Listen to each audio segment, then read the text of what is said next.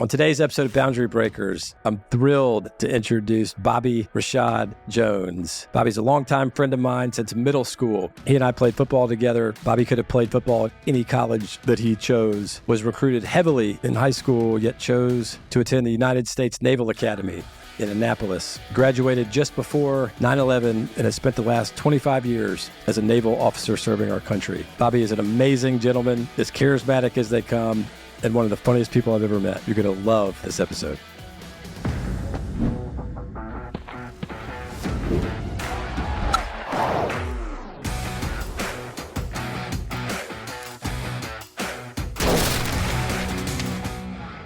Boundary Breakers is brought to you by Carter and Clark. Look, most of the time, in fact, nearly every other podcast that I've done, I'm just meeting the person when we get on screen. And this is a bit of a treat for me because, you and I have known each other since middle school.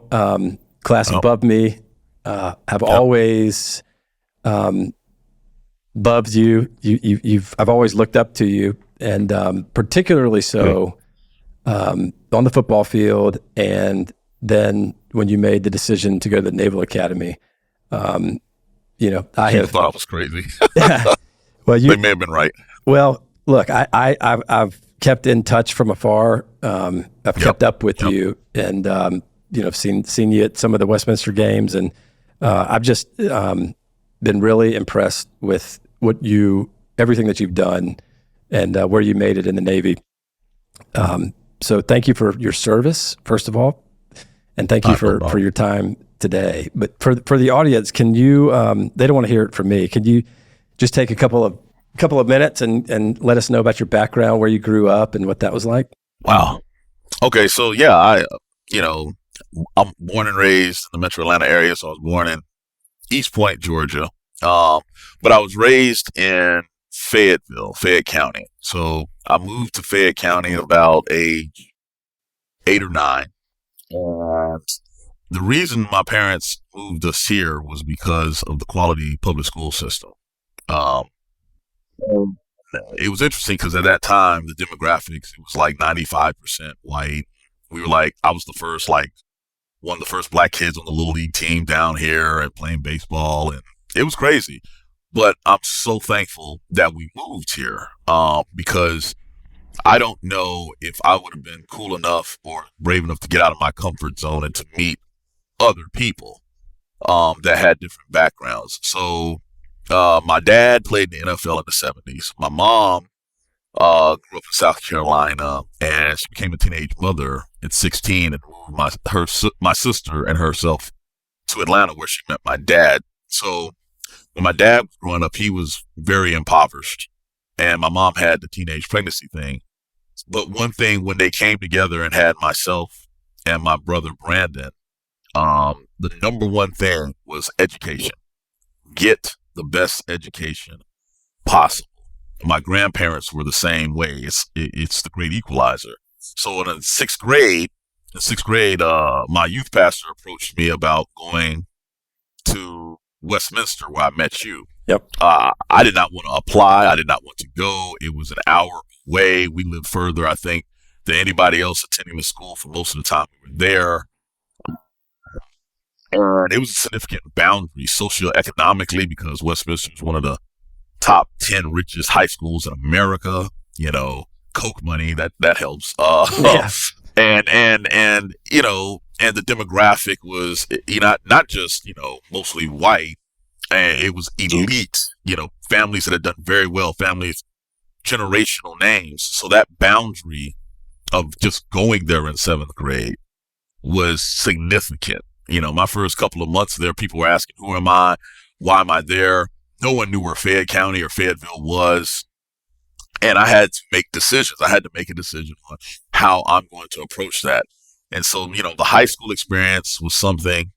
My parents allowed me to play football my junior year at Westminster, so I waited a long time. Turned out to be pretty decent at the game, had a lot of scholarship offers. But when I was in 8th grade, a woman named Gwen Cleghorn, who was the assistant headmaster of the school, just randomly walked up to me and asked a question. She said, "Mr. Jones." And I said, "Yes, ma'am." She said, what are you going to do with the rest of your life?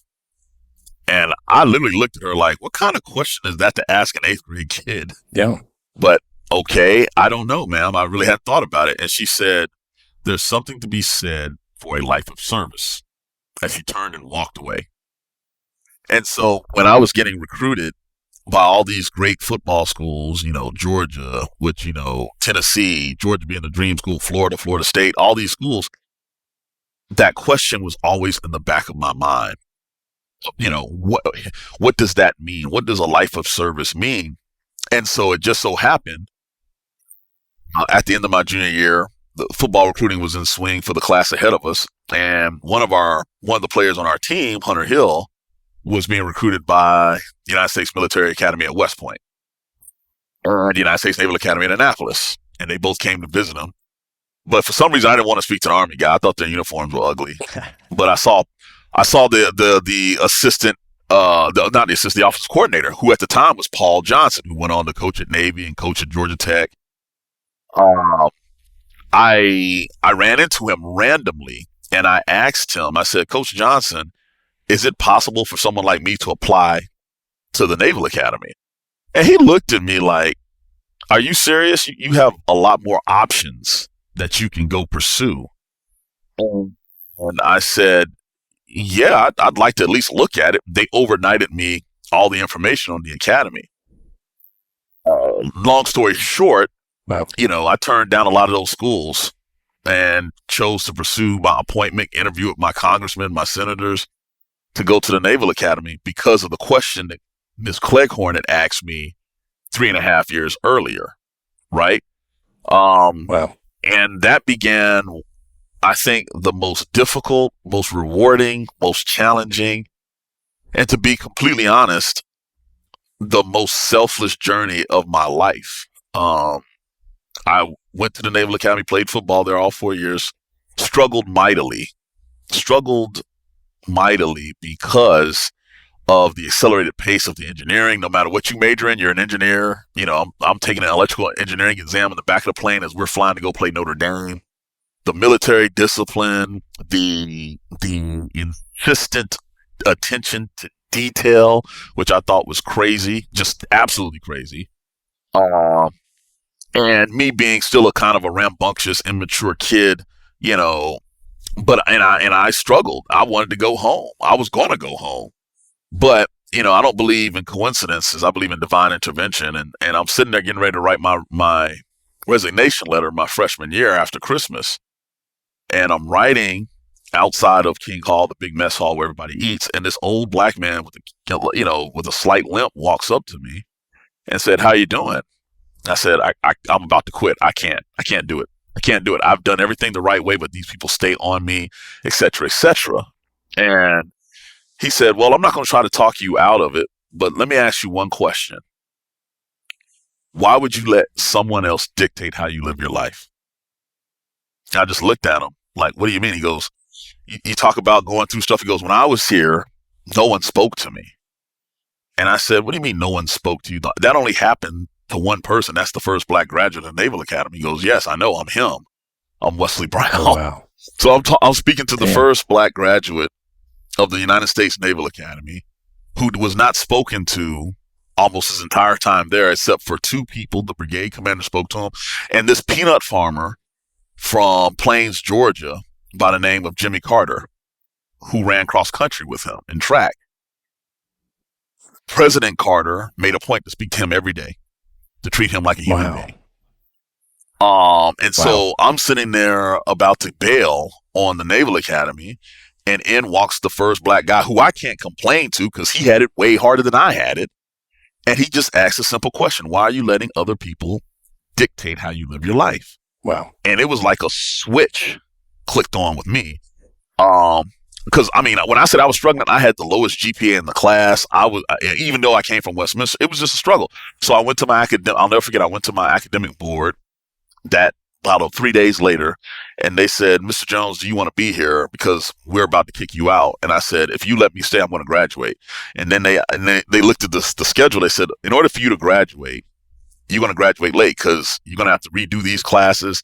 And in order to redo these classes, you have to be in summer school every summer. You won't have 1 week off in 4 years. And I looked at Admiral, I forget, I looked at Admiral Larson, and I said, so be it. I'm going to graduate on time, and I'm going to do this. So Wow. my 4 years at the Naval Academy, I never had a summer break. I was either on summer training or back at summer school. Wow. Only time I came home was really during the Christmas holiday, because I wasn't going to let anybody else dictate how I live my life, like Commander Brown said. And so, long story short, I graduate 902 out of 902. I graduated last, and President George W. Bush was there at our graduation. He gave me my diploma. I picked him up, gave him a bear hug, which, by the way, is frowned upon by the Secret Service. Yeah. So if you ever meet the leader of the free world, I definitely don't think you should do that. Yeah. I had to write apology letters to the Secretary of the Navy. Well, I got to jump in here because I want to make sure that everybody knows. Look, that moment when you picked up W, basically went viral and was all over the news, all over CNN, all over the newspapers. I'm sure that you've got several copies of that picture. In fact, we'll put a copy of that photo up for the audience to be able to see. But look, I also, I want to slow you down just a little bit and reflect, because this is actually really impactful. First thing I want to say is I want to make sure the audience understands what a talented football player that you were, right? I mean, I feel like I can say that because I was on the field with you. You mentioned your dad played in the NFL. Look, I remember when you started your junior year and just dominated. And so I don't want it to be lost on anybody, the sacrifice and the decision that you made to go to the Naval Academy when you could have gone a lot of other places. I mean, look, I remember specifically with you and Cedric and Larry, I mean, University of North Carolina, you name it. Every college that was anybody's ever heard of, Division I wise, was there to watch you guys play. You could have gone anywhere. It was a wild time. It was a wild time because I never, I didn't go to Westminster for sports. Yeah. That's a fact. And my mom and dad were very adamant on that. But what really blew my mind was going and Phil Fulmer, Bobby Bowden calling the house, Steve Spurrier. They're calling like, hey, we want you to come to our school. And I never in a million years thought that I even have those options. What blew my mind about it, though, was when I told people, hey, I'm looking at Navy, I'm looking at Air Force, I'm looking at Notre Dame, I'm looking at these, quote, nerdy schools. This was right when the recruiting radio shows started up. And I'll never forget, I'm driving on a Saturday in Fayetteville. And this guy was like, there's a guy at Westminster who's talking about he may join the Navy instead of go to Georgia or Tennessee. And you got to remember, Tennessee was like hot at the time. Peyton Manning was there. And I went and saw the game of the century, Steve Spurrier's Gators versus Peyton Manning's Volunteers in 96, like number 1 versus number 2 or 4 or whatever. Yep. And the radio guys thought it was a joke. They were like, he can't be serious. And I'm sitting there thinking to myself, well, it's my life. I want to do more than play football. And I don't know where that came from. I know my parents emphasized education, but maybe because my dad had played in the NFL, it wasn't a big deal to me or something like that. I just knew that I wanted to do something more than just play ball. I wanted to do something that had more of an impact. Well, you also, you had more of an impact probably than you really know, because you mentioned watching Hunter Hill go through that process, right? And he inspired you. I was there too. I watched you choose the Naval Academy, and that inspired me. And so I went through the whole process, and was I still have the letter in my office that I was going to West Point. I ended up getting medically disqualified. They wouldn't. I couldn't get a waiver for my asthma. I never knew that. Yeah. Are you kidding me? No. So I took the second. I'm not surprised at all, by the way. You talk about me. I'm not. That is how you're wired to want to do something like that, which is rare, but I'm not shocked at all by that. Well, I had no idea. Yeah. That's how I ended up at the Citadel, because it was sort of the the minor leagues. That right? makes sense. But Oh, no. but I wanted. There's nothing minor about serving other people. Well, let's get that straight right now. You're right. You're There's exactly right. nothing minor with that. But I didn't want to go past that part without making sure that I made a point that you inspired me, and I'll never forget that. And I also think it's inspiring to hear right now that there were two people in your life that made such a big impact, right? Miss Cleghorn, Yeah, and Mr. Brown. I don't know what his proper designation. He retired a lieutenant commander. Yep, Commander Brown. Yep, and that's the fact that you remember that, and that you it's important enough to you when you're telling your background to mention those people. Speaks volumes about who you are and your character, and thank goodness for them, right? No, I agree, and let me say something too that I try to get people to understand. I have been very blessed to have unbelievable mentors at the right time in my life, right? So I'm a black kid from the south side of Atlanta. I've been mentored by a white lady, or white dudes, young black people. I mean, it doesn't matter. There's been someone. I've learned from the sailors that I'm supposed to lead at times. You see what I'm saying? And what I've quickly come to the conclusion of when it comes to this journey known as life is the people that you meet are basically waypoints. They point you in different directions, right? If you're lucky, you pay attention to the waypoints that drive you to the harder right instead of the easier wrong. And I've had enough sense. I'll never forget when I started the application process to Annapolis, man, like half my class laughed at me. Like, are you kidding? But there were a couple of people like Nancy Bean, who was a college admissions counselor. The second I mentioned that to her, she was like, "Oh my God, that's perfect for you." They saw it.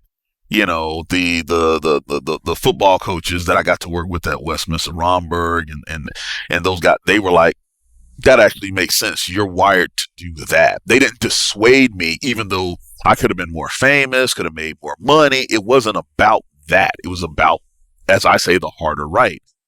And here's the thing. The guys that I got to go to school with and the brothers that I played football with, a lot of times we talk about, football and war terms. Trust me, there's a difference. But the guys I literally played ball with, I went to war with. That's not an exaggeration. That's the truth. And some of us have made the ultimate sacrifice. There's been nothing harder in my life than the bury dudes that I literally sat in the same locker room with. But I will tell you, to a man, and guess what? To a woman, because I've had female classmates and female friends that I've lost. They will tell you it was worth it. They would have told you, don't sit here and feel sorry for me, because the greatest lesson I learned at Annapolis, it wasn't all the engineering. It wasn't even the games that we played. The biggest lesson that I learned is the only true legacy that a person on this planet has is how they affect other people. You can have all the money in the world. You can slap your name on a building. You can buy a college and start. It doesn't matter, because you die twice. You die physically and you die the last time someone says your name. You can be young as hell and have an impact that people still talk about. Dr. King didn't make it to 40. We still talk about him. You can live to be 110 years old and no one remembers who you are after you're gone. It's about where you want to spend your time. So in my mind, outside of my children and my wife, the greatest legacy that I have is how I interact with other people. And that's the secret of leadership. It's never about you. It never will be about you. And you need to get over it. I'm sorry. That's just how it is. And so I watched guys I played ball with that, hey, they didn't care who got the credit. It's like, make the tackle.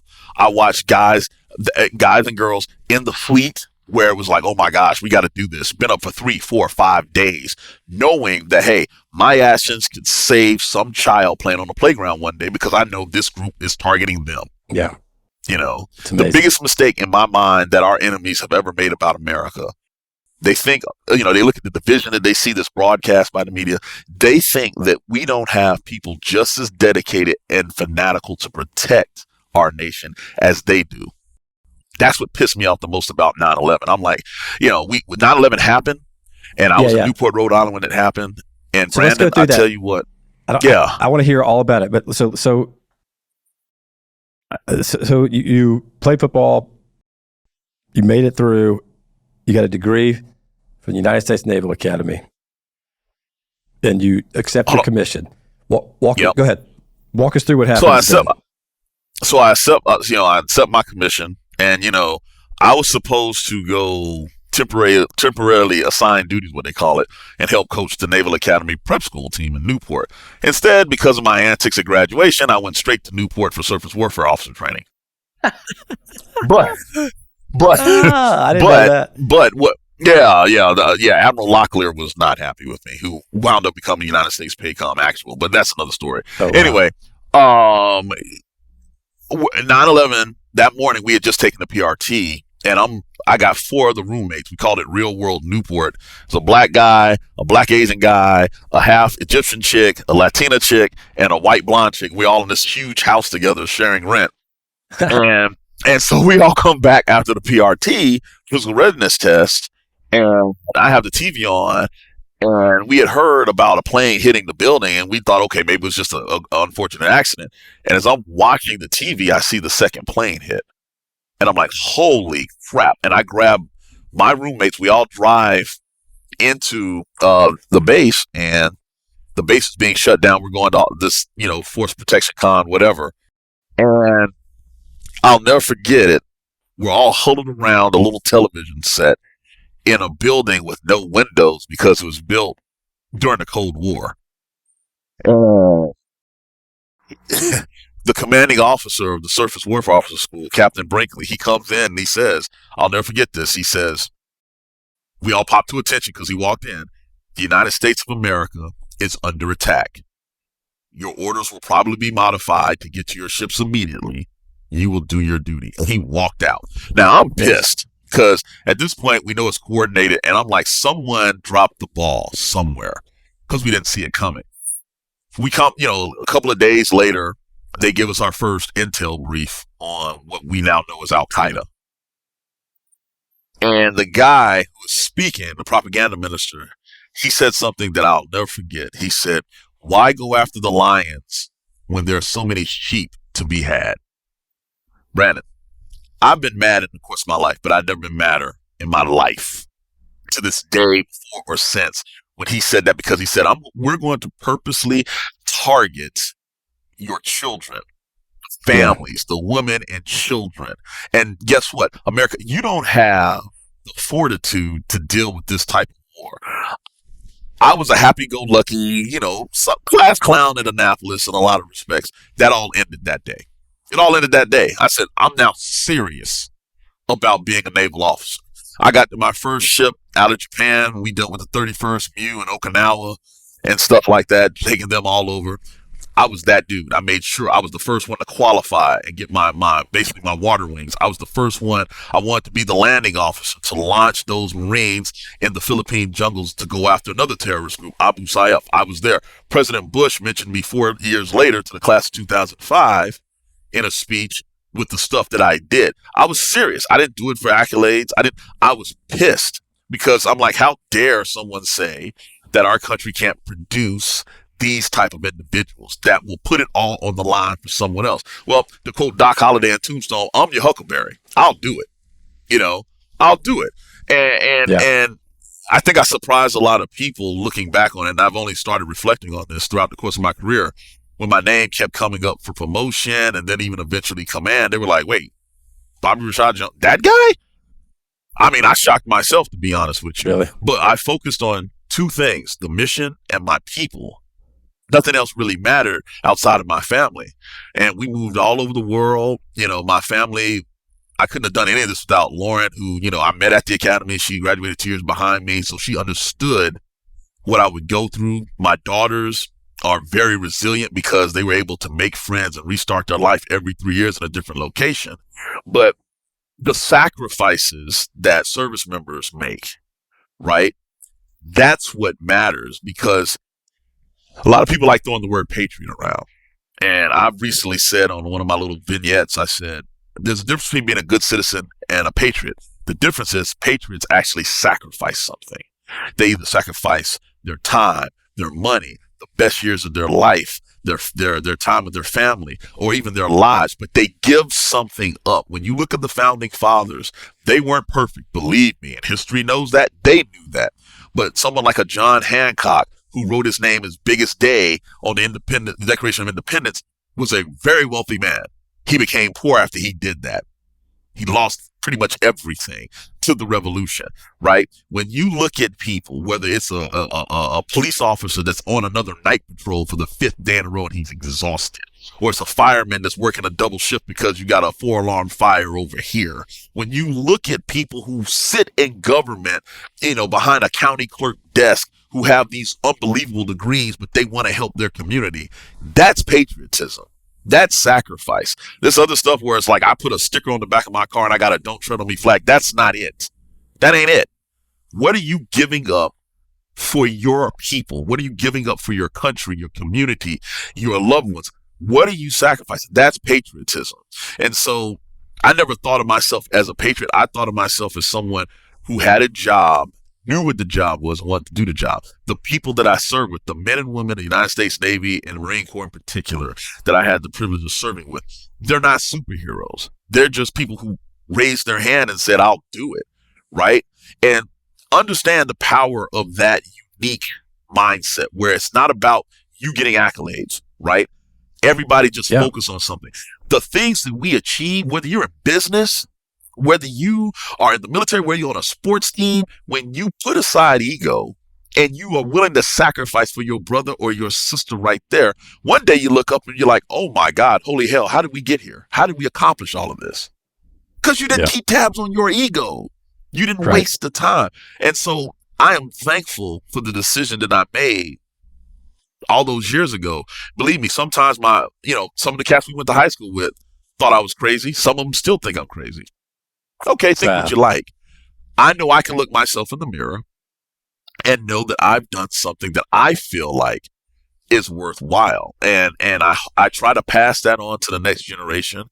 But, not everybody's wired to be that person. You were wired to be that person. The people that you've talked to on this podcast are wired to be that person. But that person is not usual in our society, unfortunately. So we got to find those people who may have it and help them get there. Absolutely. Well, I love what I think that's a really important distinction in terms of defining the word patriot, right?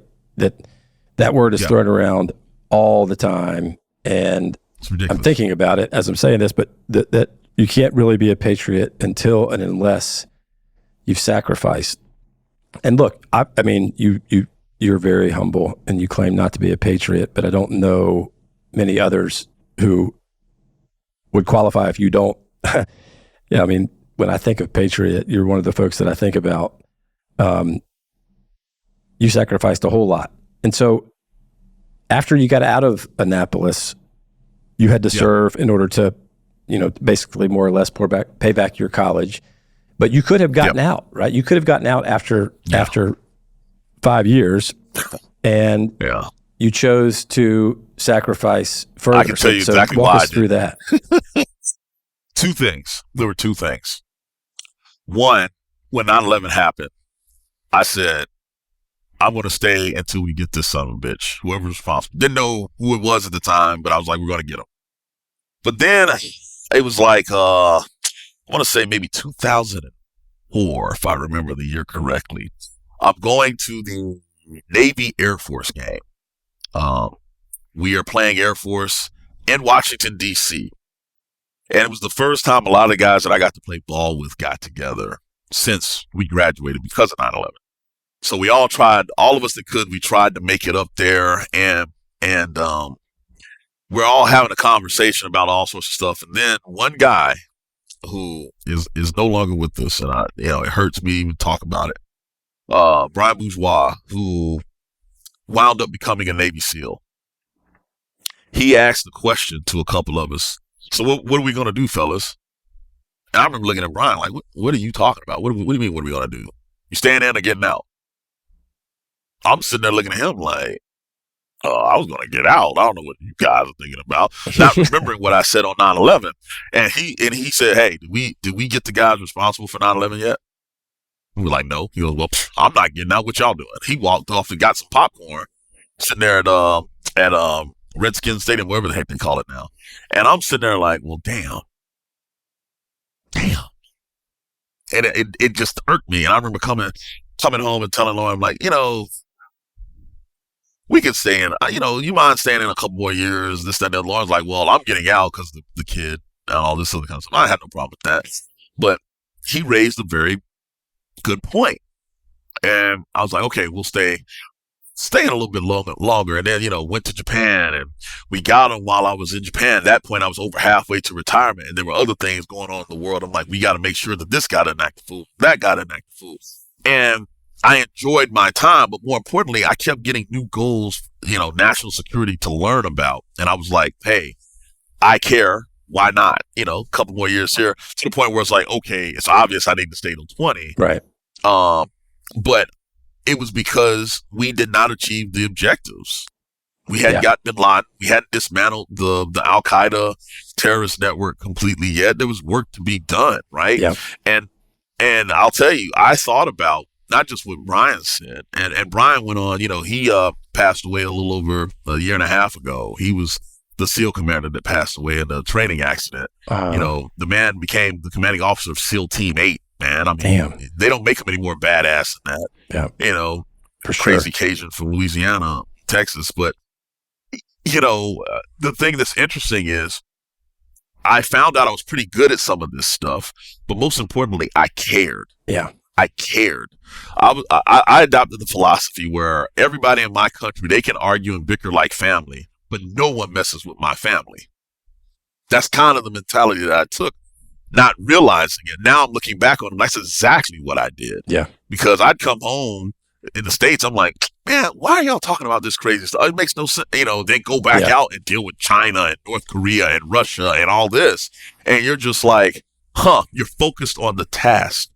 It wasn't until I came back home here a couple of years ago for my final tour post-command, and I was in charge of the NROTC units at Georgia Tech and Morehouse in Atlanta, that I was able to start pulling apart everything that happened, which is why at, 44, I went back to school, and I'm at UGA in the School of Public and International Affairs working on a second master's, not because I need the degree. Two reasons. One, I want to be a bulldog. I feel like I gypped him, 20 some years ago. But secondly, to like literally break down everything that I saw in my career, how the world works, and hopefully come up with better solutions than what we have in the past, right? And it's been a process. The title of the podcast, Boundary Breakers, the first boundary I had to break when coming back home and then retiring was breaking my preconceived notions of how the civilian world works, how the world works when you're not in the military, and reassess everything, what it changed in 25 years of being gone from home, this, that, and the other, which is why now I'm with a group of people and we're trying to start an all boys school, 6th through 12th grade, because my Metro Atlanta, it needs it. These young men need to learn what it's like to be real men. It's not about talk. It's not about, flossing or flexing or this and that. It's about substance. It's about resiliency. It's about grit. It's about leadership. And so I just left the meeting for that today. We're going to do it. And I'm going to hopefully take the lessons that I learned and we get to pass it to the next generation, But it's a process. I've had to sit down and really break down everything that I've seen. But most importantly, what everybody who helped me taught me. That's hard. Yeah. That's hard because there's so much. And now you're starting to pull it apart. Now you want to actually apply it in the right way. Yeah. Look, I can only imagine that it would take several years, 25 years doing what you did. I imagine it would take several years to really sort of unpack that and get it organized and spend time reflecting and understanding, because I could imagine that, you're focused on whatever this particular tour or be it on this particular ship or that particular ship. What's next? What's next? What's next? All of a sudden, you turn around. 25 years have gone by. You've done some crazy stuff. Been a hell of a leader, and you kind of got to sit there and be like, "Wait a minute, what just happened?" But so for those of us that weren't in the Navy and hadn't had to live on a ship for a year at a time, 6 months at a time, which you were obviously very, very, very talented at doing and at leading in those environments. So help us understand what it's like when you set sail, anchors away, when you're on a ship, and the type of ships that you were on. So I'll answer the last question first. Okay. I was lucky to be on a variety of ship types. The way it usually goes is you get on one type of ship and you master it. I was on 4 different types of ships, not counting the gunboat, brown water, Vietnam type squadron that I took command of, right? The Riverines. So, the first ship was, we're basically the transportation for the United States Marine Corps. We are the 911. We're the emergency break open, drop the Marines off, and Marines do what they do best, period. Right? And so I got to be the landing officer for that, learn how to do amphibious assaults. But then I went from there to fire control officer of an Aegis cruiser, which is the most sophisticated mobile weapon system on the planet. It can shoot down satellites. It can shoot down all this other stuff. It can cover such an immense space of geographical area very well. It's like having an airport control tower, a tank brigade, missile silos, all in one thing. So I had to learn how that whole system worked, which is why I see the Naval Academy makes you become an engineer, whether you want to or not. And then even from there, the sleek destroyers that are fast, responsive, sub hunters, all that other kind of stuff, which is like hunting a sub is like it's like 3D dimensional chess, dude. It's one of the hardest things I've ever had to do. And then, going from there to this riverine thing where, okay, you're in the jungles, you're in the desert, you're this, that, and the other. You're like half Marine, half sailor, all gunboat. So this variety of things. But no matter what you do, the unit that you're with becomes your de facto family. When you're on a 9-month deployment, when you're gone from home that long, and for you're not touching land, you're not even seeing land for 2 months at a time, 3 months at a time. It's a monotonous everyday thing. So you have to focus on the process, right? The monotony is one thing. The grind is one thing. The process is where you take in the overall picture and how that grind supports it. You have to embrace the process. You have to trust the process. And for a lot of people, especially the younger kids with the attention span that's like this, it can be very hard. Very few people really plan in detail how they want to do things in their life. The military, especially if you're an officer and as you ascend up the ranks, forces you to. America militarily is a superpower, not because of the weapon systems, not even because of the people, but because of the logistics and the details attached to it. We can strike anywhere on the planet if we want to. It's that access that makes us a superpower when it comes to the military. So when you are one of the cogs in such a large machine, you have to understand what the national security structure is, all the way down to the kid that's manning the gun on the side of your ship, and understand how it all comes together. It's a unique challenge because you have to follow politics, you have to follow socioeconomics, you have to follow geographical issues. There's so much you have to counter, and as well as being on a ship that's only 575 feet long for days at a time. So you learn how to work out in that enclosed space. You learn how to eat in that enclosed space. You learn how to isolate yourself mentally when you need to in that enclosed space. It takes a unique skill set to be specifically in the United States Navy. The other branches of service, they all have their unique ones too, but you got to be good with being just you and your people in the Navy. Well, I love it. Okay, so let's take the cruiser that you described that had that is the moving air traffic control tower plus tank brigade plus missile silos. So, Yeah. all right. So I want to try to paint a picture for what that's like for the audience, right? So how many, Yes. how big is that vessel? Let's Ish. see. Let's take a cruiser, because I'm looking at one right now. One of my ships, USS Normandy. Okay. Matter of fact, got a post up in the background here. It's a little under 600 feet long. Okay. It's about 100 feet max. Well, not even that really, but let's call it 70 feet wide. But it's long, it's sleek, it's top heavy. Okay. So when I mean top heavy, two football fields about. yeah, right? yeah, Okay. yeah, long. And the thing about it is, every wave on a ship like that, because it's not designed for comfort, it's designed for speed and maneuverability. So those of you who've been on a cruise ship, you're like, oh, no, it's nothing like that. It's designed to be able to stop and turn very quickly, change direction. And so that's what it's engineered for, not for your comfort. Everything else fits into that model. So the missiles take up a lot of space. The guns that are on the back and the front of it take up a lot of space. They take up a lot of power, right? So if we lose power, the order of restoration of the power goes for combat stuff first, and then hotel services second. So you ain't getting no air conditioning. You're not getting any hot water. There's a way this works, because guess what? You have your engines and you have your generators, because you have to generate power as well too. Every week on deployment, you pull up alongside a huge oiler. That's your gas station. That's your mailbox. That's your grocery store. And while you're both traveling in the middle of the ocean, you're driving together and you shoot these lines across to refuel, to bring all of your stores, and then you break apart and you go. They come to you. It is a dangerous but routine operation, right?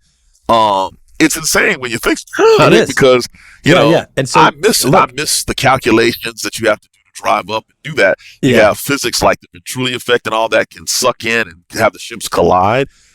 Every day underway is inherently dangerous. That's what people don't understand about the Navy. You're literally sitting on, tens of hundreds of ammunition, missiles, all on top of large fuel tanks. And you go to the most dangerous waterways on the planet, where they're pirates, where they're other countries. Right. And so the nights that you get, especially as an officer who has to stand bridge watch, or your second in command as an XO or the commanding officer, you very rarely get a full night's sleep. You're going to get woken up in the middle of the night for something. Yeah. Okay. Whether it's unidentified contact or something like that. It's insane. I want to talk about that. Well, so I want to talk about that. I think this is fascinating, and I think that there's a lot of people that would find this interesting. All right, so you're on a ship that is a little under 600 feet long. Yeah. So how many total sailors are on the ship, and then how many officers are on the ship, and then so depending on the ship type. But, depending on the ship type, you typically will have, unless it's like an aircraft carrier where, you got up to 5,000 people, you have anywhere from 300 to 500 people on a ship, depending on the ship type. Officers, you probably have around up to 20, 25 maybe out of that 500. So you can see the ratio there. The Navy now is about 1/4 women, so 1 out of 4.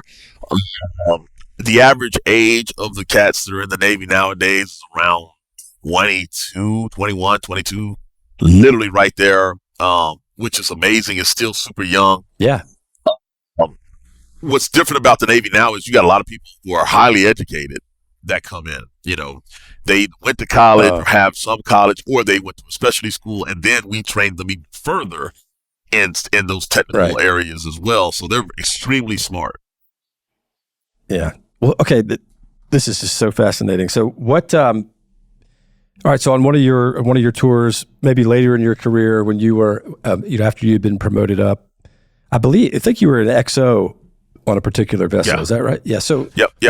Walk us through sort of an average day as XO on a Navy vessel. So I had the pleasure of being XO twice, but XO on USS Anzio. So that's a cruiser. That's right. It was nicknamed God's Cruiser, CG-68. She just retired about a year ago, year and a half ago. So the XO on a cruiser is responsible. Well, the XO in the Navy, period, is responsible for the good order, discipline, the daily routine. The captain is responsible for fighting the ship and all the defensive stuff for the most part. But also, you're the backup to the captain. If something happens, if the captain's not there, you're the captain. So my thing was the daily routine is about discipline. I had to do inspections every day. I had to make sure the plan of the day was good to go. I would sit there and train, the junior officers along with the captain and the senior enlisted.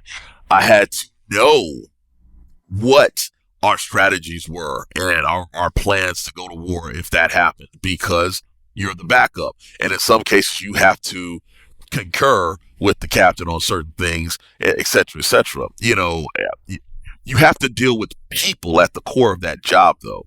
How do you get up to 500 people on the same page when they have different jobs, which require different goals in their life, to back up the overarching goal and the nation's security needs? That's hard. So you're basically, the best way I put it is like, you're like a big mama bird that, chews up the stuff, the food for little birds and give it to them so it's indigestible bites. Yeah. So they understand that their role is important, but you may not think it's glamorous. Doesn't matter. It's still important. Here's why. This generation of young people want to know the why. And there's nothing wrong with that. And it forces you to not just take someone's word for it. It forces you to break something down for them and say, hey, this is why we're doing it. This is why it's important. And it actually helps you because now in your mind, everything fits together even better. You know the person that's doing that job and you understand what the overall goal is. And a good captain, a good XO, a good senior enlisted leader, they go and they try to know as many people as possible so they understand the strengths and weaknesses of an overall crew. It's hard to do when you got 500 people, but you got to make the effort. You got to know who your go-tos are. When I was in command, I told people I'm going to treat each one of y'all differently. And everybody just looked at me like I was crazy, but I'm going to hold you to the same standard. And I had to explain what that meant. As a former football player, a commanding officer could curse me out. And I'm like, okay, cool, got it. If I did the same thing to that quiet introvert over there, they may shut down. It may not work. Right. But if I go and I pull them aside and I talk to them and explain softly, they'll be like, okay, I got it. I understood where I messed up. As opposed, if I tried doing that to someone like me, I'll be like, man, I'm not even wasting my time listening. You know what I'm saying? The personalities matter.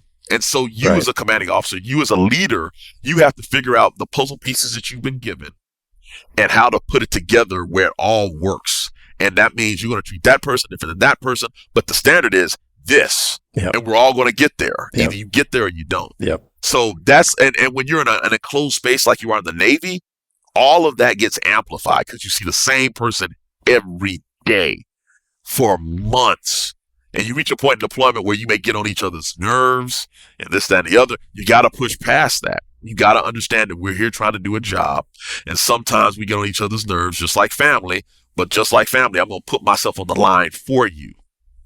That's what's unique about the Navy. That's why ship crews are so tight. They have reunions to this day because you become that tight because you spend so much time with each other. Yeah. Well, I love it. And look, my fascination with the military and my respect for it and the people in it is from my perspective, what makes like your experience so special is it's a master class in leadership. And when I mean that in the truest definition of the word, right? It's a masterclass in how do you get all of these people to go toward one common goal, despite all their differences, their age differences, the sex differences, race differences, everything. But you got to all get everybody going the same direction, and the consequences of not are consequences that people like me aren't familiar with, right? It's life or death. I'm glad that you brought that up. And I'm going to say this, and I don't know how people take it, whatever. We don't have the option of operating on opinions and biases. We don't. So one of the things that blew my mind, I'll never forget, I came back from deployment in 2016, the summer of when the Trump-Clinton election was in full swing, and we had been gone for 9 months. We wow. got extended on deployment because of the terrorist stuff that was happening. We come home, we're like, what has happened here? I mean, it was crazy. It was like we left and came back to a different world, right? We left in November of 15. We came back in like July or whatever in 16. It was completely different. And the thing about it is, and it's been real popular in the media to go after the military all of a sudden, like we have anything to do with the political decisions made. We have to operate off of facts. We have to operate on the best facts available, because 9 times out of 10, people's lives are on the line. And if it's not their life, it's a livelihood. We don't have the luxury of being opinionated. Now, granted, everybody has biases. We work hard to get rid of them because we understand that our decisions can change the course of history when we are deployed. It's that simple. It's not being over dramatic. It's fact, right? And so how do I get a young, freshly commissioned ensign out of the Naval Academy or second lieutenant out of West Point to understand the gravity of that position? You have 40 people in front of you. You also have your watchstanding abilities, your warfare expertise that you have to master. And you have to be able to view the world in the most empirical, non-biased way possible, because if you're wrong, people die. You're telling people old enough to be your parents what to do while operating multi-billion-dollar equipment, and people could die if you make the wrong decision. That's why you have to be as factual. At 22. It's crazy. Yeah. Well, it's crazy. It's also what a blessing that we have people that have gone through that, right? Because, look, having been in business for a while, I can tell you there is no situation in business that ever comes close to that in terms of pressure and or consequences, right? So being trained, being forged in that type of environment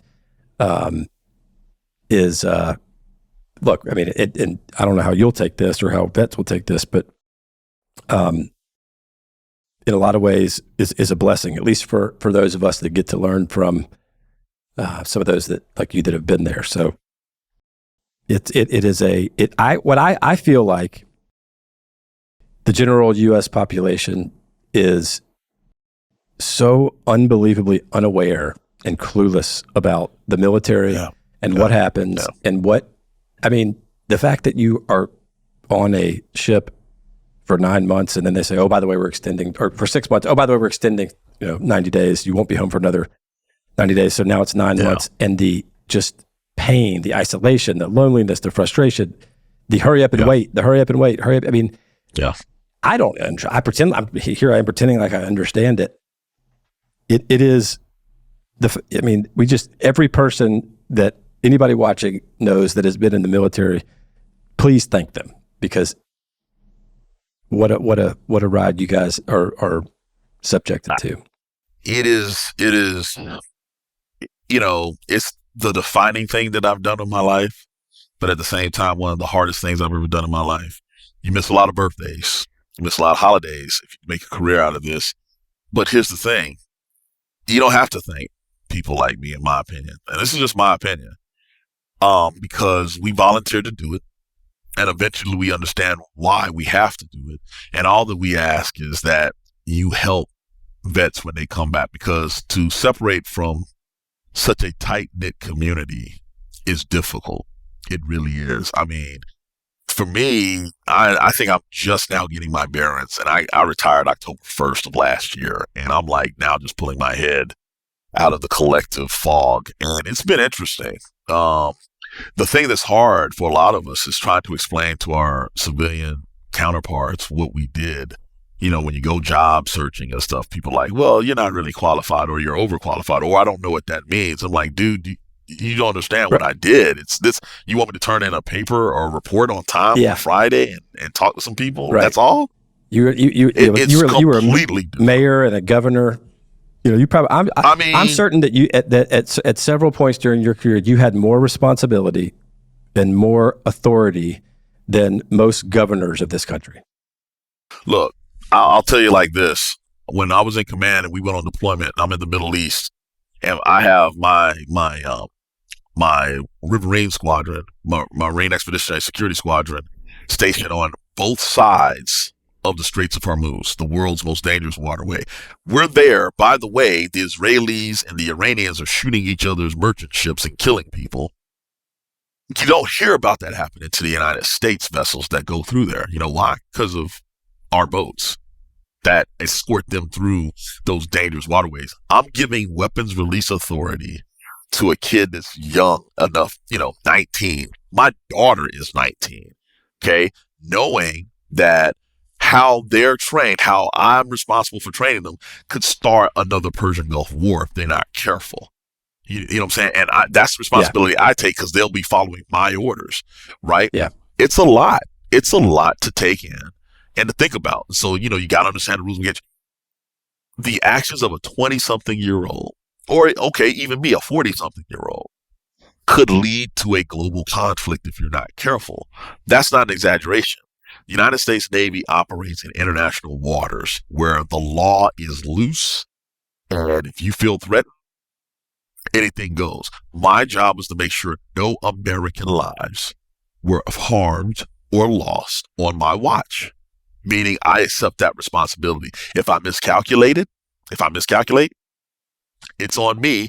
And guess what? I'm the one getting court-martialed. I'm the one that may go to jail based on my decision-making. Yeah. And so that, to be, and trust me, I know CEOs have hard jobs and this, that, and the other, but it took 20 some odd years of leadership training to get to that moment. And that's not even talking about some of my classmates. Like I said, one that was a SEAL or the commanding officer of a nuclear submarine with nuclear launch codes. We're all the same age. We're all in command at the same time. Knowing that your actions could change the course of human history, that's a lot.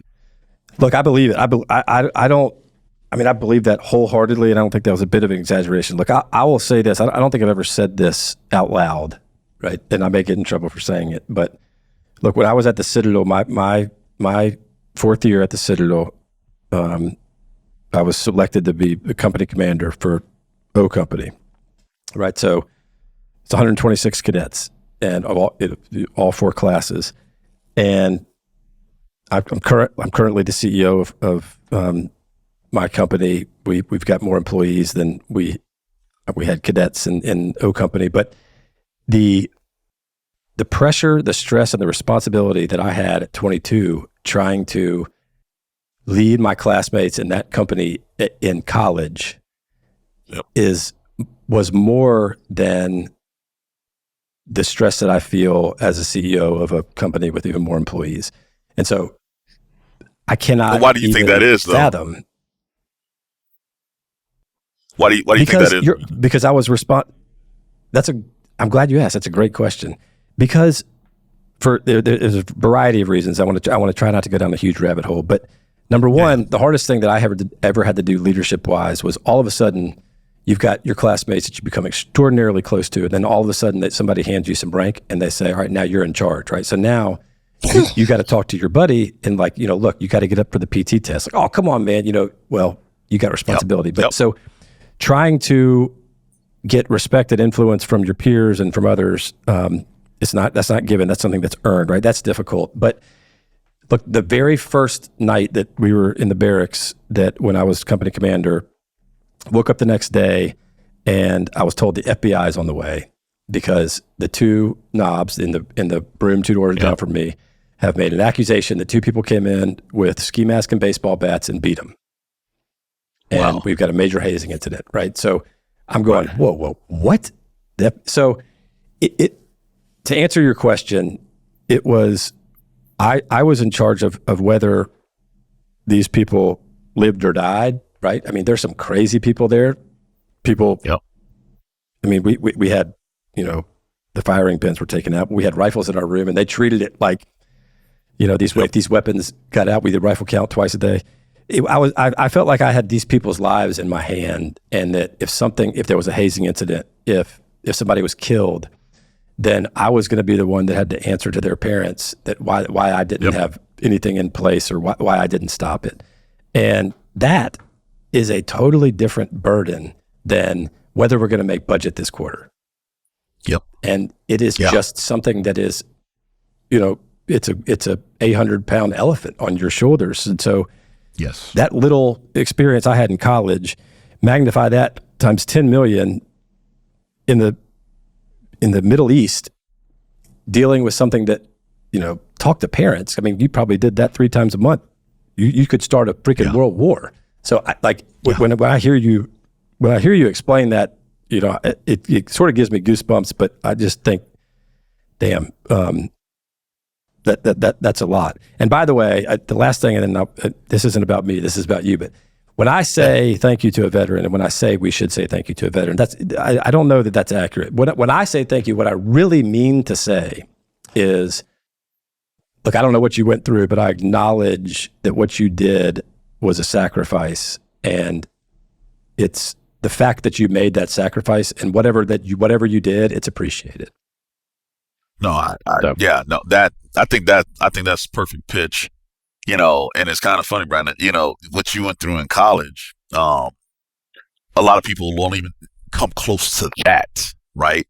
So it's kind of funny, the VMI, Citadel and stuff. They're like, well, they're not the service academies, blah, blah, but there's a commonality between the schools, and we all look at each other and we nod at each other because we know the other one knows what we've gone through. Right. And it is the responsibility for other people's lives. That's it, right? That's it, and not many people want responsibility, period, now, let alone that level of responsibility. Yeah. So, everybody wants to be a leader until it's time to do some leadership shit. Oh, amen. They're going to fight over who's they don't want responsibility over the snack machine, right? And then exactly. You're talking about whether somebody's going to get freaking killed. You talk about a snack machine. I was so bad, plebe. The snack machine outranked me, and I had to salute it every time I went by it. But that's another story. I had to greet it every day. That's a good one. But that's a good one. But here's the thing, though. Here's the thing. The reason that you felt that way, the reason that I felt this way, and I still sometimes wake up in the middle of the night like, what's going on? And I realize I'm no longer in, is because if you do leadership right, you pour a little bit of yourself into each person you lead. Now, where leadership can be wrong is you do that, right? But you don't allow your people to pour back in you. And all of you are, imagine each person's a little glass and you're pouring a little bit into them. Eventually they have to pour back into you too, so you can keep going, or you're just an old rusty bucket, right? And there were times in my career, especially when I got to XO and CO, that I was just pouring. And I'm just an empty bucket at the end of the day. And that's why you see so many times COs, when they get done with their CO tour, they're exhausted.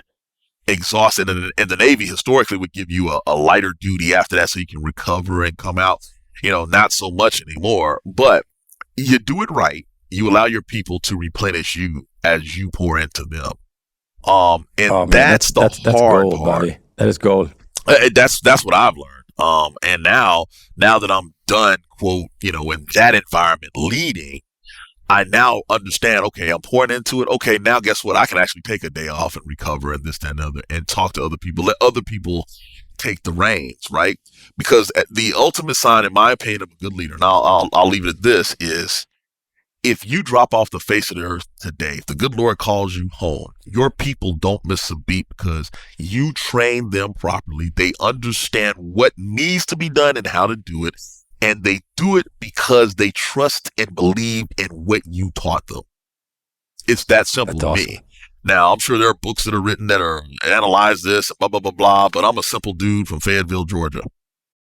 And I was part of the greatest class in Naval Academy history since 2001. I say that. That's amazing. Seriously, because we went through hell, like as a class after getting commissioned.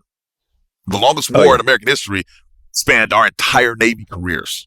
Damn. Well, that is true. I'll get that to you. But I was going to say that's a hell of a coincidence because I was a member of the greatest class in Citadel history, class 2002. So, but kind of works out that way. Yeah. Look, I digress. I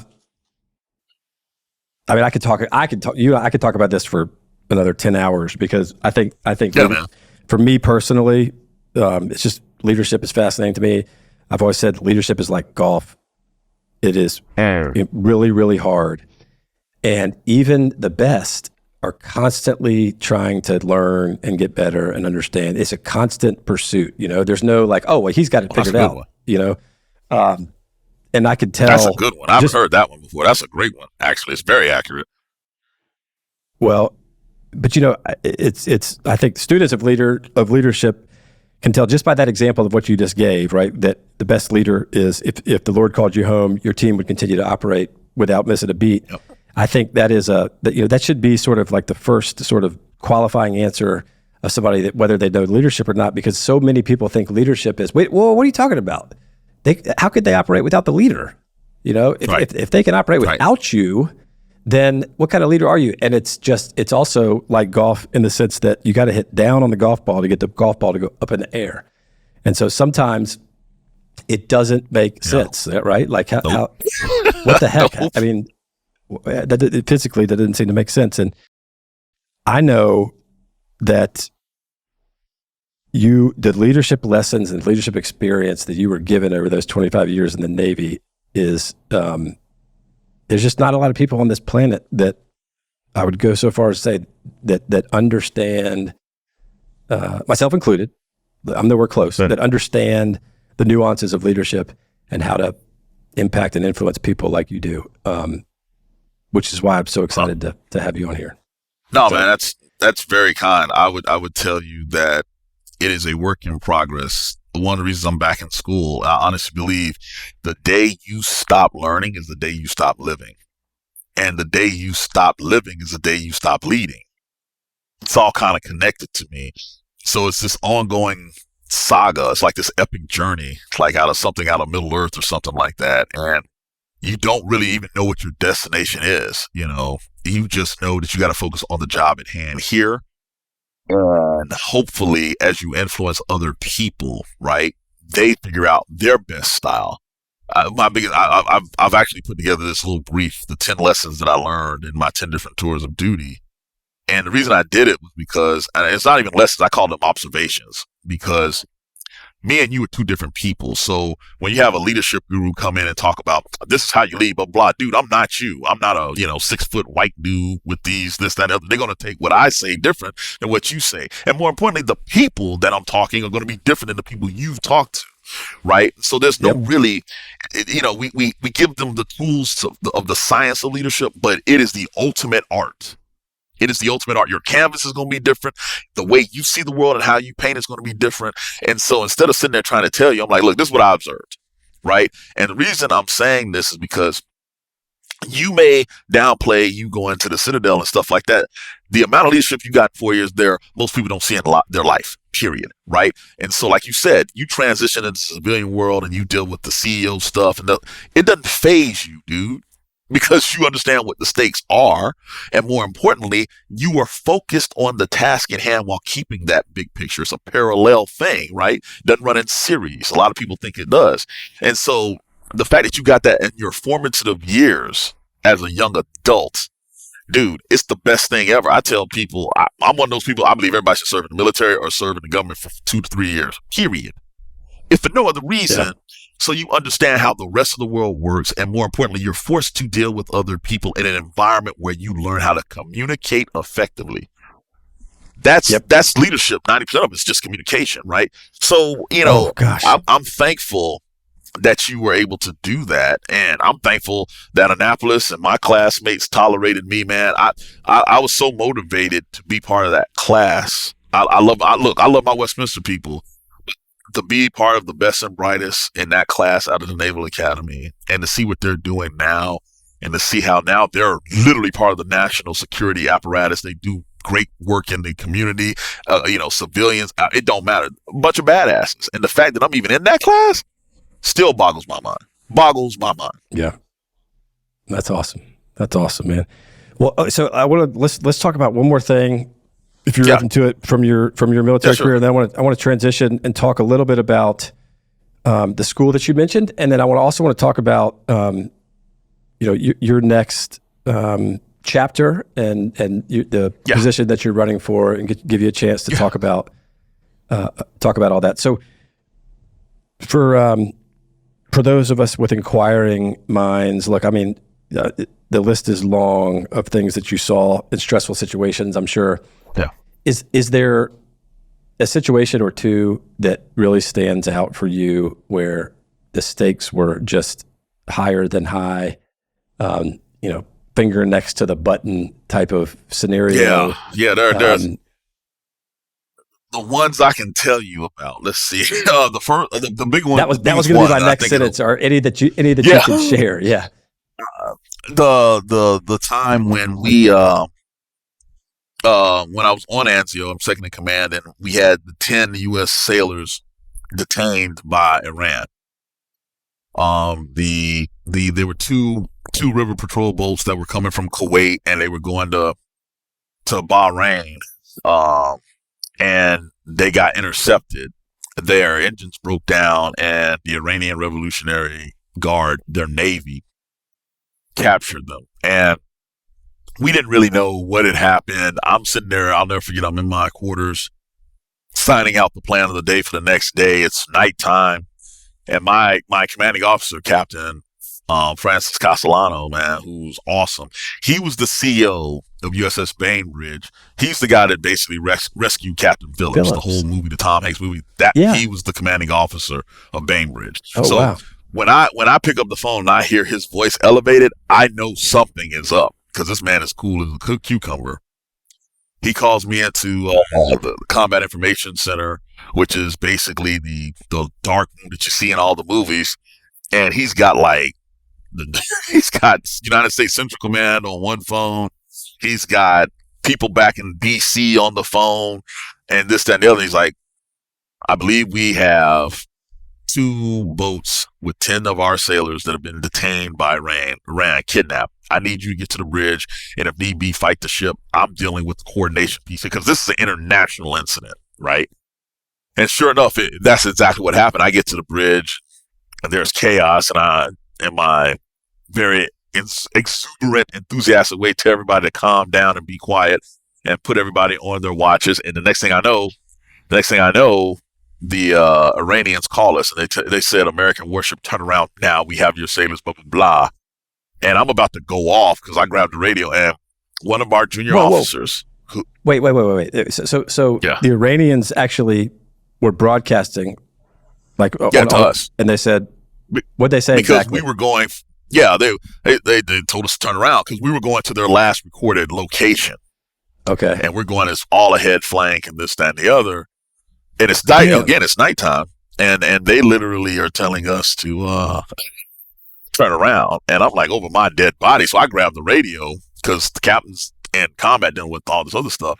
And right before I'm about to go off and read this guy the riot act, one of our junior officers who actually went into the foreign area affairs afterwards, so good, put his hand on my shoulders like, "Sir," he knew me well enough.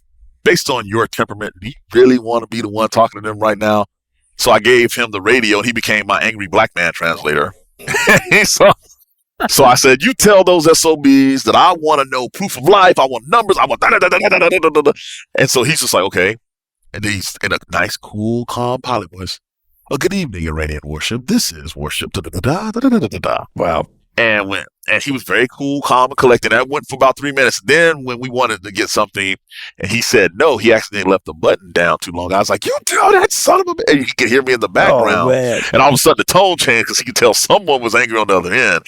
And so everything kind of calmed down for a little bit. And for 3 days, we were waiting for the State Department to negotiate this and that. And when they finally released the guys, we're the guys that had to go pick them up. And it was like a Mexican standoff. We all drove to this point to exchange people, and it was crazy. It was crazy. Long story short, we got our guys back. Some of them were mentally just shocked because they thought they were going to die. This, that, other. We were up for 2.5, 3 days straight. The captain, myself, the command master, we were operating on adrenaline and coffee, trying not to start another Persian Gulf War, trying to get our guys back, trying to mitigate the embarrassment the United States and the Navy and how we dealt with Iran. And that was in the middle of the Iran nuclear peace agreement talks with President Obama and stuff. So it was very heavy, right? Yeah. And there was a point where I was kind of delirious because I've been up for 3 or 4 days. where I literally imagined myself back in 7th grade in Miss Petty's history class. And I'm sitting there like, how did I get here? Oh my You know, it's gosh. like I was hallucinating because I was so tired. I remember being in that class, and then next thing I know, I'm on the bridge of a warship dealing with Iran. It's like, oh my God, this is day 2. Wow. You know what I'm saying? You don't know how your life is going to work Wow. a lot, right? Yeah. You just deal with it. Well, look, the reason I love that story. The reason that I laugh so hard is because I know you. And so I could only imagine what you would have said if you had your hand on that radio. Woo! Man, I would have acted like I didn't know Jesus, even though I do. I mean, it was bad. I was pissed. I'm not gonna lie to you. Yeah, but you know what? That's also a great example. We were just talking about leadership, right? That's a great example of a hell of a wise decision in the middle of extreme emotion. Look, so kudos for that. And it's kind of funny, real quick on that. I don't know if I would have been able to well, to have the leadership style where your juniors feel like they can say that to you. That's key. You got a lot of situations, military, civilian, where people are scared to speak to the power, right? And that's one of the reasons I'm so proud of this, because, you know, that officer was like, hey. He didn't hesitate. And it probably changed the entire dynamic of that situation. What was your relationship with him? Was it a young ensign, or was it a? No, he was our ship's navigator. Okay. So he very competent, very, very smart. Okay. And a great guy. I mean, I still chat with that guy, man. But the fact that we had the type of relationship is like, hey, sir, what are you thinking? Yep. I'm thinking this, man. I think this. You know what I'm saying? Yep. I could have that conversation. And he knew it. Yeah. But all of my junior officers, all the junior officers that Cap Consolano trained, they knew if they saw something wrong, they could say something. And if you look at a lot of stuff that's happening in the Navy, the accidents and stuff, someone knew something was wrong, but they never spoke up. They were too scared to. Yeah. We did not have that problem. And when I got command, I wanted it to be clear. If you see something, say something. I don't care if it's an admiral you're talking to, say something. And it empowers your people to do the right thing and know that they'll be backed up when they see something. So that's a key point. For sure. Yeah, that is a key point. And I think you're right. It says not only a lot about that other officer for stopping you, but it probably says more about you as a leader, that he felt comfortable enough to do so, knowing that you really wanted the right thing. So that's a really cool story, man. Thank you for sharing. So 25 years in the United States Navy. 20, if I count Annapolis, 26. 26, okay. So, All right. Yeah. Well, we don't want to shortchange you a year, but... No, that's fine. And you, gosh, you know, you're at a really cool point in life, right? You get to decide your next chapter, what that's going to look like, how you want it to go. Yeah. I know a couple of the things that you're working on. I'm not going to ruin anything or steal your thunder, but tell us what that chapter is going to look like. So well, I already mentioned the school, which is what I'm most excited about. But a couple of weeks ago, you know, I'm at City Hall and I get asked to run for county commissioner. I did not seek it. They were like, "Hey, would you like to run? We wanted to talk to you about this." And I was like, "Are you serious?" I thought it was a joke. I thought I was getting pranked. But here we are. So come on. I'll be honest with you. I've lived the adventures of my life, in my opinion. I really have. I'm thankful that I'm still here. I'm thankful that I got to do it. I'm thankful that my family is here. You know, I recently lost my dad here in December. It's been a lot of change this year. So I was like, I'm cool with it. But, and I say this, my own words come back to hit me. It's like, if not you, then who? If not when? If not now, then when? And I always told some of my guys, I would tell them, hey, do as much as you can, wherever you can, for however long you can. So if I still have juice left in the tank and people are asking me to help and they think we can continue to get better as a community, and I love Fayette County. It's great. It's always been great. That's why I could have lived anywhere in the world. I came back home. I literally am saying to myself, okay, well, I will give it my best shot. That's all you can do. If the voters feel like I can help the community, then so be it. If not, hey, I'll go back. I'm a community coach for Fayette County football, Fayette County High School football. I'm happy. I'm genuinely happy. The wife and I, our kids are older. One's in college. One, not far behind. We've done all of the hard stuff. And now we're finally able to pause, take a breath, and start to enjoy it. And we're at peace with helping with education and giving all of our kids of our community that next platform, which is awesome. I love it. Well, so, all right, first of all, before I forget, all right, so Fayette County Commissioner, where can people go? People watching this want to support you and learn more. Where can they go? Thank you. It's very simple. Bobby Jones, BOBBYJONES 2024.com. Bobby Jones 2024.com. You can donate. You can just send words of encouragement. But what I would ideally want is just people to be involved in the process. Go vote. Go sit in on one of your commissioner meetings, your board of education. See what's going on in your community, because we take this for granted. I've been places where they don't have this. They don't get to vote. It's dictated to them. They don't get say in their local community. And we act like it's just this God-given right. No, Ronald Reagan said it best. It's something you got to fight for and pass down to the next generation to do the same. It's not a birthright. You got to fight it. You got to earn it. And if you don't do it right, then you start to take it for granted. Now, I have a feeling a lot of us are starting to take it for granted, and we should not. I agree. We should not. Look, democracy is fragile, right? Very. It's very. I think part of the issue going on is this. If people think that it's just we have it or we don't, and if you got it, you got it. But it's fragile. That's not how it works. It can be broken. It can be broken. It can be irreparably harmed. Since 2012, there's been a 35% increase in autocracies around the world. 35%. And the trend is still going that way. It's not reversing and becoming more democratic. We're becoming more. So understand, you take the rights for granted that were fought for literally in every generation of American history. You're forfeiting something that was hard earned. That's all I'm saying. So hopefully we start to come out of that, and just engage. Part of the reason I'm even doing this is so I can just talk to people to get them engaged. I don't, whether my views or what you want or not, voice your opinion through the ballot. Yeah. Well, look, I genuinely hope that you get elected. I think you would be, and I mean that. I'm not just saying that. I mean that because I think you would be damn good at that role, and I think you would do a lot of positive. I think you would positively impact your community in ways that the community will be forever thankful for. So BobbyJones2024.com. .com. And look, hopefully we'll drive a bunch of people there. Please. Yeah. I know it's just a local county commissioner thing, but local government. Yeah, but that's how it starts. That's what deals with the most.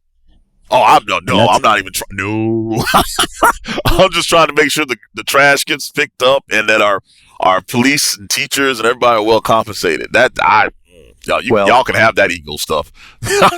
I hear you, but I meant what I really meant more, not necessarily you personally, but if people lose faith in their local municipality government, their local government, they can't even get trash service, or they can't, the basics don't work.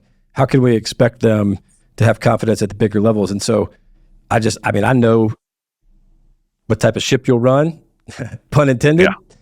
And you're gonna make it. So also curious, we can talk after about how I might be able to help with that. But just before, I appreciate you giving me all this time, man. This has been awesome. Man, but this has been great. So tell us a little bit more about this boys' school that you're thinking about, 6 through 12. Where? What does it look like? All that. So we're looking at locations now. We think it's going to be somewhere on the south side of Atlanta, mostly Fulton County is where we're leaning. But specifically, we're calling it Greater Atlanta Preparatory School. So GAPS for short. Ironically, we will cover the gaps in what we believe education when it comes to young men are leaving. And specifically, I've had time to think about this. My time at Morehouse really helped me focus. So I developed something called the CLEAR method, CLEAR.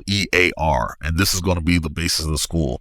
That's character, leadership, education, athletic arts, and resiliency, in that order. Character, the integrity of being not just a virtuous citizen, but an asset to society, not a liability.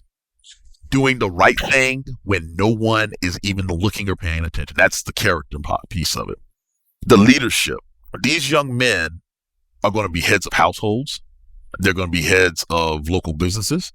They're going to be heads of their community. We have to train and teach them how to lead. People think leadership is just, okay, you have a title.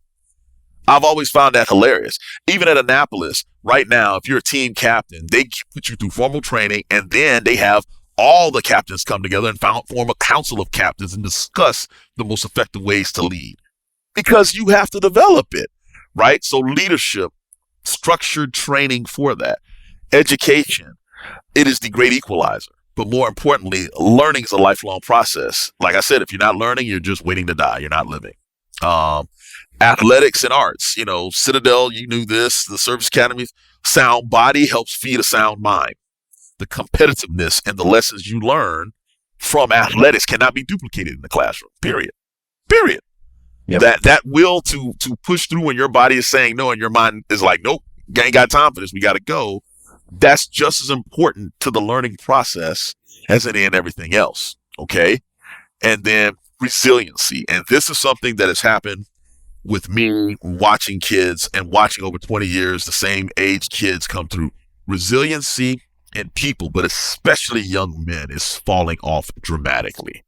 What happens now is when kids find something hard, they just want to quit and try something else. Even though they made a commitment to a team or to a function, or this is hard, I don't want to do it. Well, newsflash, kid, life is hard, be harder. Okay? People who are successful, they usually fail first. I can't think of any historical figure of significance that did not fail before they were successful. Whether you're talking Abraham Lincoln, FDR, you name that person, they failed. The resiliency, get back up, dust yourself off, and reattack is the number one reason people are successful. Not intelligence, not birthright, not finances. It's resiliency. How much are you willing to endure? Warfare. The United States Navy won World War II not because it had the biggest and best weapons, but because it could absorb the most blows first and kept figuring out a way to do it. War is attrition. Life is attrition. And those who remain standing are the champions. It's a mentality. And so that piece right there at the end loops everything together. And so we're going to put these kids in situations where the resiliency is going to have to be tested. Like, Brandon, I'll use you as an example. You being the CEO of a company, you have a bad quarter. You can't quit. You got to figure out a way to make that up because payroll is on the line. People's livelihoods are on the line. You don't have the option to quit. Right. And right now we have a bunch of kids that are coming up that think quitting is cool. It's not. It never was, but it's not. And so I believe specifically for young men, they have got to learn that skill set. They have to. It's important. And I've been surprised. I thought people would be like, "Oh, that's controversial." No, people are very, very much saying this is needed. So we're going to go ahead and do it. I'm going to go ahead and do it. So I love that. Yeah. No, it's crazy. It's going to be a public charter school, so it will be free, and we're going to fundraise to make up these gaps. But we're serious. We're dead serious about it. We're looking at locations as we speak. That is amazing, and I'm proud of you for following through and for executing and for making this happen. That's not easy to do. No, it's not, but nothing worth having is. So, that's the way I look at it. One thing I'm thankful for, the military taught me, hey, if you want something that's really worth it, you have to grind to go get it.